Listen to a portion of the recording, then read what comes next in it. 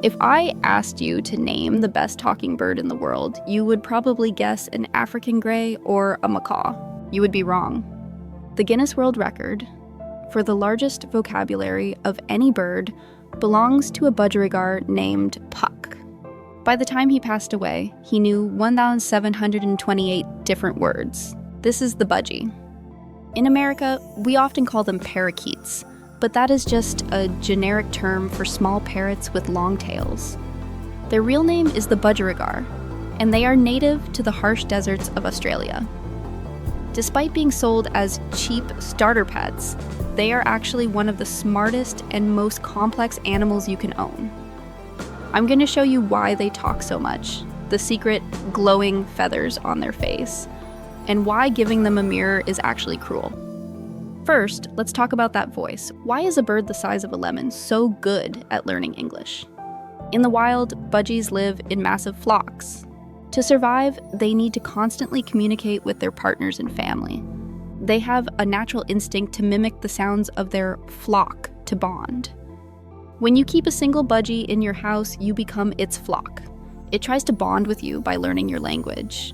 Their gravelly, robot-like voice is actually them trying to speak human to be your friend. But you can't just look at a budgie and tell if it's a boy or a girl.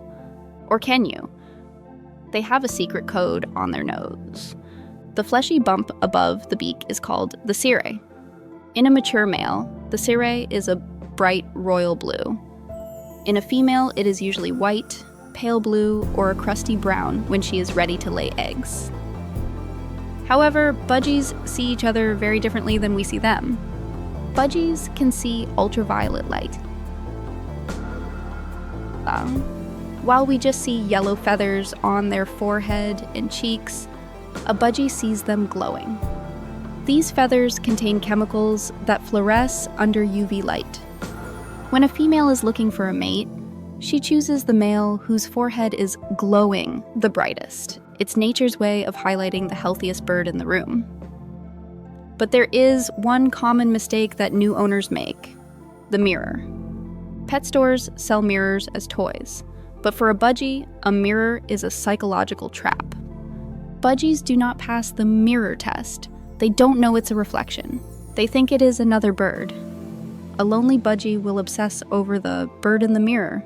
It will sing to it and even try to feed it by regurgitating seeds, but the reflection never responds and never eats the food. This leads to frustration, aggression, and sometimes dangerous infections in the bird's throat from constant regurgitation.